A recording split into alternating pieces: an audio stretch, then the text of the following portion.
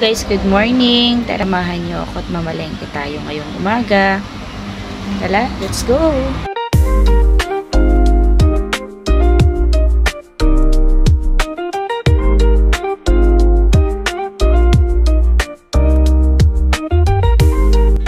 Ayun na nga mga reps, papasok na po tayo sa aming pamilihang bayan.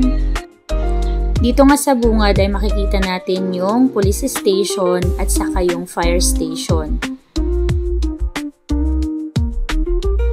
At dito nga yung parkingan ng mga tricycle ng iba't ibang mga barangay dito sa Santa Cruz. May sahod ng araw kaya magwi-withdraw sana ako, kaso naiwan ko pala yung ATM ko. Hawa na nagkabaw manananti yun. Dito ngayon na malengke na kami at inuna namin ang mga gulay-gulay. Ay, napakamahal na nga ng mga bilihin ngayon. Nakakatakot nang pumunta ng palengke. Kulang na nga yung 1,000 mo. Ito na nga yung Mr. Kot, naghahanap pa nga ng ibang mabibili. Doon daw kami sa may mga talong para daw may pantorta at may pambaon sa school. Magkalapit nga lang ang gulay at meat section, kaya dito naman tayo sa fish and meat section. Bumili nga kami dito ng 1 kilong karne ng baboy, kalahating mackerel, at saka 1 kilong paa ng baka. Kasi gusto daw magluto ng tatay ko ng nilagang baka. Ang lalaki at ang sasariwa nga ng mga isda dito. Kaso, konti lang yung mga tinda nilang isda kasi daw ay malalaki pa ang alon, bunsod ng mga nakaraang bagyo. Dito naman kami sa suki naming nagtitinda ng baboy. Lagi palang mga sariwa ang mga tinitinda dito dahil araw-araw din silang nagkakatay. Dito sa Santa Cruz ang may pinakamalaking bilihan at bentahan ng fresh na karne ng baboy.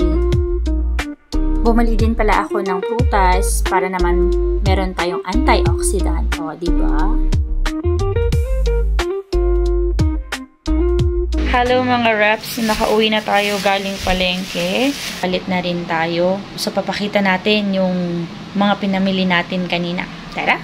So ito yung mga napamili natin. Bumili tayo ng isda. Yung isdang mackerel. Tapos baboy. Pang ulam. Tapos bumili din tayo ng prutas. Ito, apples. Then, kamatis. Ang mahal ng kamatis. 120 1 kilo. Bumili lang kami ng kalahati. Tapos, talong. Ayan, yung mga binili namin. Meron pa, nilagay ko na sa ref kanina, mga ibang gulay naman. Ang total ng napamili natin kanina is 1,055. Goods na yon for 1 week hanggang Sunday na naman. Tayo na at mag-prepare at tayo ay magsisimba naman mamaya. Okay? See you sa simbahan. Bye-bye!